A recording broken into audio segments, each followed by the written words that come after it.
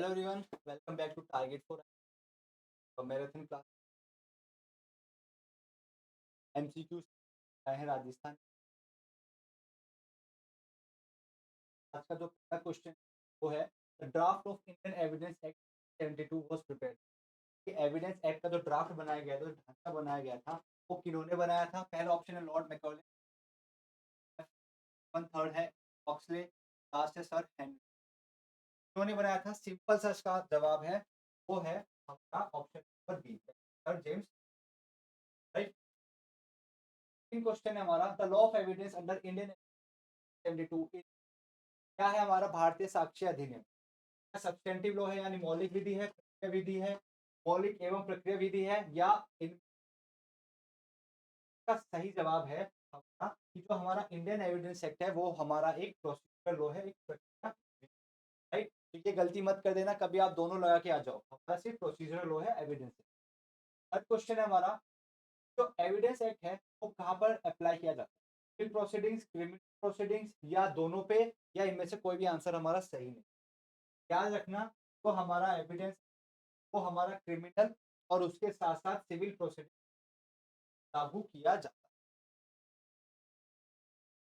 Fourth question है law of evidence. अब जो हमारा लॉ ऑफ एविडेंस है, क्या उसका बुद्धिलक्षी प्रभाव रहता है, या व्यक्ति के मूल अधिकारों को प्रभावित करती है, या सदैव भविष्यलक्षी प्रभाव रखती है, या प्रक्रियात्मक नहीं है? इनमें से कौन सा हमारा करेक्ट ऑप्शन है लॉ ऑफ एविडेंस का? आंसर है हमारा लॉ ऑफ एविडेंस जो है वो है हमारा प्रोस्पेक्टिव कानून है। ठीक है, ऑफ एविडेंस क्या है? हमारा एक रेट्रोस्पेक्टिव कानून है। चलिए, इसके बाद number 5 point out the correct answer. अब हमें करेक्ट आंसर देखना कि हमारा एविडेंस एक्ट क्या है।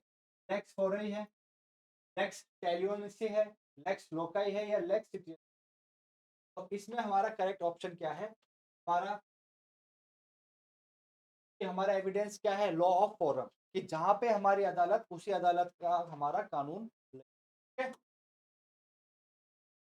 नंबर 6 एज पर preamble of Indian evidence purpose of this, यानी कि हमारे प्रियम्बल जो है भारतीय साक्ष्य अधिनियम का जो प्रियम्बल है, उसका उद्देश्य क्या है, उसका पर्पस क्या है? पहला है to provide, define and amend the law of evidence, यानी कि साक्ष्य विधि को तब परिभाषित एवं संशोधित। सेकेंड है to provide consolidate the law of evidence, यानी साक्ष्य विधि को उपलब्ध व समेकन करना। तीसरा है to define and the law of evidence, साक्ष्य विधि को परिभाषित एवं संशोधित करना। लास्ट है to consolidate, define, amend the law of evidence, साक्ष्य विधि को समेकित, परिभाषित एवं संशोधित करना है। तो बताइए इसमें से करेक्ट ऑप्शन क्या होगा हमारे चार ऑप्शन को देखते हुए? तो करेक्ट ऑप्शन होगा इसका ऑप्शन नंबर, तो याद रखना, कंसोलिडेट करना भी हमारा उद्देश्य है, डिफाइन करना भी है, और अमेंड है जब जब हमें परिस्थिति की आवश्यकता हो। Question number 7 Indian evidence act was enacted on the date, यानी इनेक्टमेंट डेट बतानी हमें। ठीक है, कौन सी डेट है जो इनेक्टमेंट डेट है?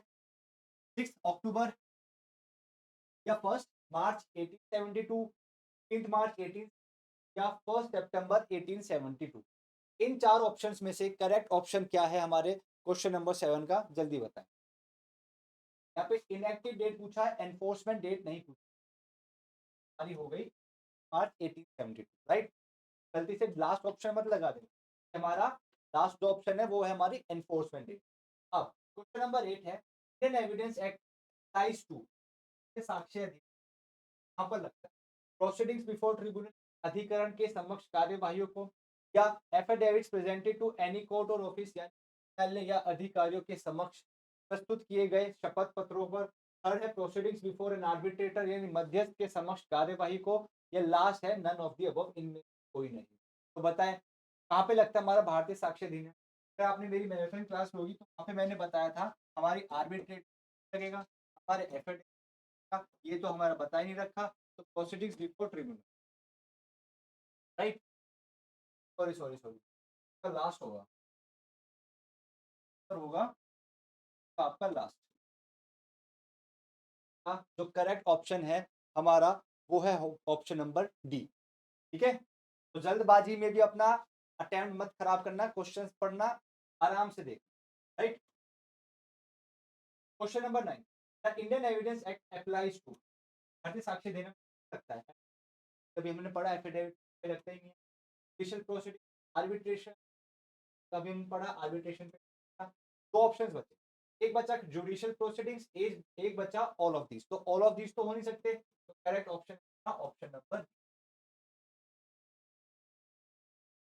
नेक्स्ट क्वेश्चन है, section 2 of Indian evidence act was repealed by, अब ये मैंने जब भी बताया था, जब मैंने क्लास की थी, कि आपको याद रखना है सेक्शन 2 कब हटा है हमारे कानून से। पहला ऑप्शन है रिपीलिंग एक्ट 1948, दूसरा है रिपीलिंग एक्ट 1945, तीसरा है रिपीलिंग एक्ट 1938 एंड लास्ट है रिपीलिंग एक्ट 1883। अब देखो ये ईयर्स भी ऐसे है ना, कंफ्यूज हो जाओगे अगर आपने पढ़ा नहीं। याद रखना है रिपीलिंग एक्ट 1938 हमारा correct option, right. Number 11, Indian evidence act the expression, भारतीय साक्ष्य अधिनियम, अदालत न्यायालय के बारे में बताया गया है, कौन कौन लोग आते हैं।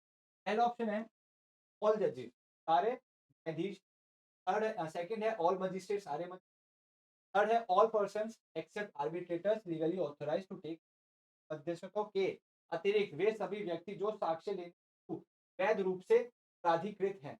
लास्ट है हमारा ऑल। यहाँ पर हमारा जो करेक्ट, सारे व्यक्ति, चाहे जज हो, मजिस्ट्रेट या कोई भी अन्य व्यक्ति, कानून ने शक्ति दे रखी, भाई आप जाकर साक्ष्य दे सकते हो। Number 12, one of the following term has not been defined, यानी भारतीय साक्ष्य अधिनियम हमारा सेक्शन, उनमें से कौन सी चीज डिफाइंड यानी परिभाषित नहीं करी। पहला ऑप्शन है अदालत यानी न्यायालय, दूसरा है दस्तावेज, तीसरा है साक्ष्य, लास्ट है संघ। कौन सा वो शब्द है जो सेक्शन नंबर 3 में परिभाषित नहीं किया गया, तो आपका जो करेक्ट ऑप्शन है वो होगा आपका ऑप्शन नंबर, कमेंट करके जरूर बताना आप में से 25 में से कितना स्कोर किया। ठीक है, चलिए, beats be to death following not related, यानी कि ए ने को इतना मारा कि उसकी हो गई मृत्यु, इनमें से क्या चीज रिलेवेंट नहीं है, सुसंगत नहीं है, हमें वो चीज पढ़नी पड़ेगी। ठीक है, पहला है हिज मोटिव टू किल, यानी उसका बी को मारने का हेतु। सेकंड है हिज इंटेंशन टू किल, यानी उसका बी को मारने का आशय। हिज किनशिप विद बी, यानी उसकी से क्या रिश्तेदारी है। लास्ट है इंक्लूड विच हिट बी, से जो घुसे जो उसके बी को मारा। तो इसमें से हमारा कौन सा जो तथ्य है, कौन सी बात यहाँ बताई गई। देखो रिश्तेदारी से हमें क्या लेना देना, ऑप्शन नंबर सी तो है वो हमारा करेक्ट है। रिश्तेदारी से क्या लेना, हमें मोटिव तो पता होना चाहिए, इंपॉर्टेंट है, इंटेंशन पता होनी चाहिए, उसने किस इंक्लूड किया है, किस मंशा से इंक्लूड किया है वो हमें पता होना चाहिए। ये तीनों हमारी रिलेवेंट है, ये हमारी correct answer. Number 14, electronic records are, अब अगर आप मौखिक सॉरी अगर आप इलेक्ट्रॉनिक तरीके से साक्ष्य देते हो, यानी मोबाइल फोन दे दिया या आपकी जो चैट थी व्हाट्सएप वाली वो आपने दे दी, क्या वो आप साक्ष्य के तौर पर लोगे, और लोगे तो वो कौन सा साक्ष्य कहलाया जाएगा, मौखिक, या वो साक्ष्य ही नहीं है, या वो दस्तावेजिक साक्ष्य है, या इनमें से कोई सा। याद रखना इलेक्ट्रॉनिक वो अपने आप में भी ही, right. Question number 50, of the following is not a document as per the provisions of, आप पे ऑप्शंस दिए गए हैं, इनमें से हम किसको दस्तावेज नहीं मानेंगे।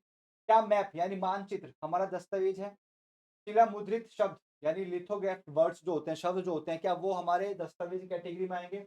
इंस्क्रिप्शन ऑन अ स्टोन, यानी कि शिला पर उत्कीर्ण लेख, क्या वो दस्तावेज है। एंड लास्ट है हमारा उत्कीर्ण लेख युक्त धातु का एक टुकड़ा जिसका प्रयोग घातक चोट कारित करने के लिए किया जाता है, तो इसमें कौन सा हमारा दस्तावेज नहीं। आप सीधी सी ऐप हमारा दस्तावेज, वर्ड्स दस्तावेज है, ये हमारा दस्तावेज, दस्तावेज कौन सा नहीं है, ये नहीं है, तो इस वजह से हमारा जो correct option, correct, right. Question number 16, of the following is the best evidence, यानी कि भारतीय साक्ष्य अधिनियम आप गवाही साक्ष्य तो सबसे अच्छा साक्ष्य हम किसको मानते हैं? दस्तावेजिक साक्ष्य को मानते हैं, प्रत्यक्ष साक्ष्य को मानते हैं, साक्ष्य को मानते हैं या परिस्थिति साक्ष्य को हम बेस्ट मानते हैं? देखो, सबसे अच्छा साक्ष्य होता है हमारा डॉक्यूमेंट। भाई दस्तावेज पे विवाद चल रहा था, दस्तावेज उठा के अदालत में ला दो, सबसे बेस्ट। सर इसका मुद्दा था, पढ़ लो।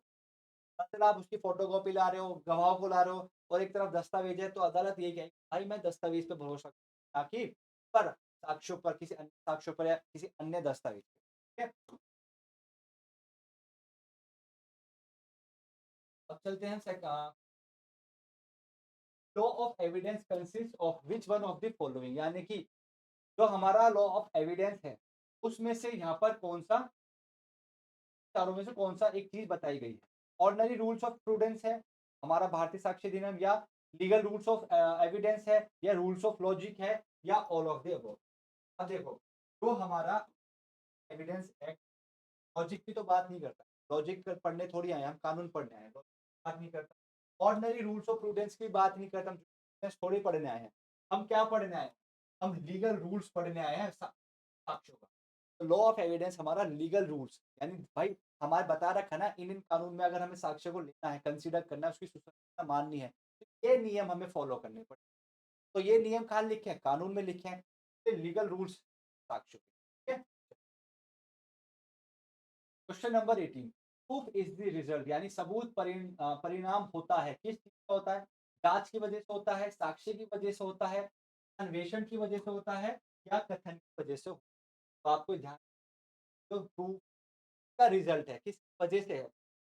एविडेंस पर भी हमारा कर। Right. Question number 19, the evidence अनअर्थड by the sniffer dog calls, यानी कि अगर आप स्निफर डॉग के माध्यम से एविडेंस कलेक्ट करते हो, स्निफर डॉग मतलब कि आपने पिक्चर देखा होगा कि जब भी कोई अपराध हो जाता है तो पुलिस वाले अपने साथ एक डॉग लेके चलते हैं। वो डॉग क्या करता है? सूंघते हो जाता है, जहाँ पे उसे लगता है कि अच्छा वो अपराधी के कपड़े वहां पड़े, तो वहीं पहुंच जाता है। तो ऐसी सहायता, ऐसे डॉग की सहायता से आप जो साक्ष्य, हम उसको ओरल एविडेंस मानेंगे, डॉक्यूमेंट्री मानेंगे, कैसे मानेंगे, या साइंटिफिक मानेंगे? याद रखना, ऐसे जो साक्ष्य हम उनको क्या मानेंगे? हम उनको मानेंगे right. Question number 20, oral evidence is, यानी मौखिक साक्ष्य स्वीकार्य होता है कब होता है? पहला, केवल जब वह न्यायालय के समक्ष दिया जाए। दूसरा, कभी भी दिया जाए, कभी भी दिया जा सकता है, चाहे न्यायालय में या अन्य स्थान पर। थर्ड है, जब यह विचारण एवं अनुसंधान दोनों में दिया जाए। एंड लास्ट है, जब यह अनुसंधान में पुलिस अधिकारी के समक्ष दिया गया हो। तो बताए क्वेश्चन नंबर 20 का करेक्ट ऑप्शन क्या होगा? तो आप एविडेंस देने की आपको सामने ही तो देना पड़ेगा। ये हमारा option number A. Question number 21, evidence obtained by undesirable means admissible if wise court से, यानी कि अवांछनीय विधि से प्राप्त साक्ष्य ग्रह्य है यदि वो अन्यथा। न्यायालय ने यह कहा, किस केस में कहा? पहला है Pushpa Devi M Jatia versus M L Wadhwa. Second है गुरु प्रसाद वर्सेस शिवदयाल। थर्ड है Kalpnath Rai versus state Maharashtra. And last है रोनी वर्सेस स्टेट। ठीक है, तो बताएं जिन स्टूडेंट को पता है उनका तो ठीक होगा, आप एक बार तुक्का भी लगा के देखो। एग्जाम में आप जा रहे हो, मुझे पता स्टूडेंट्स ऐसे भी होंगे, आप पढ़ लेते हैं, बाकी तुक्का मारेंगे। तुक्का मार के देखो, क्या पता ठीक होता नहीं होता। करेक्ट ऑप्शन है option number right. Question number 22, which word has not been defined by section, section 3 तो शब्द परिभाषित की कौन सा नहीं है? क्या इंडिया परिभाषित किया गया है, परिभाषित किया, गलत किया गया है, या डिस्प्रूव को, यानी ना साबित को किया गया है? कौन सा है वो शब्द है जिसको हमने परिभाषित नहीं?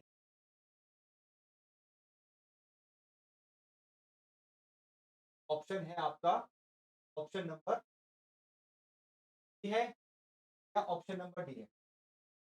इन दो में से बताओ, ऑप्शन नंबर ए होगा करेक्ट आंसर क्वेश्चन नंबर 22 का, या फिर ऑप्शन नंबर डी होगा? तो देखो, कोड भी डिफाइंड है, ये नहीं है। Option number question number 23 assumption under law of evidence are. अब लॉ ऑफ एविडेंस में कौन कौन सी उपधारणा के बारे में बात करी गई है? पहला है तथ्य की उपधारणा, दूसरा है विधि की उपधारणा, तीसरा है दोनों, एंड लास्ट है हमारा कि खाली विधि की उपधारणा के बारे में बात की गई है, तथ्य के बारे में कोई बात। का करेक्ट ऑप्शन है कि दोनों उपधारणा के बारे में बात करी भी और तथ्यों की। ऑप्शन नंबर कि हमारा यहाँ पर करेक्ट हो गया। अब चलते हैं हम क्वेश्चन नंबर 24 की तरफ। of the following sections provides that evidence may be given of fact in it। यानी कि इस सेक्शन में बताया गया है कि विवादित तथ्य संबंधित हम साक्ष्य दे सकते हैं। पहला सेक्शन 3, दूसरा सेक्शन 4, तीसरा सेक्शन 5, लास्ट है हमारा सेक्शन। करेक्ट ऑप्शन है option number last question evidence में बी गिवन ऑफ, यानी कि हम एविडेंस किस का दे सकते हैं। पहला ऑल फैक्ट तथ्य है, दूसरा है facts and fact in issue तथा विवादक तथ्यों का, थर्ड है fact in issue relevant fact यानी विवादित तथ्य का, लास्ट है relevant facts but not of fact का, लेकिन विवादित तथ्यों का नहीं दे सकते। ठीक है, तो हम साक्ष्य विवादित तथ्यों दोनों का ही दे सकते। एंड प्लीज ये 25 क्वेश्चन आप लोगों ने कितना एक बार कमेंट में जरूर बताना।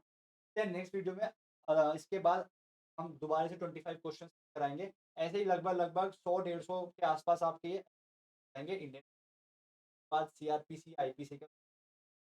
आई होप आपको लेक्चर पसंद आया होगा। मिलते हैं नेक्स्ट 25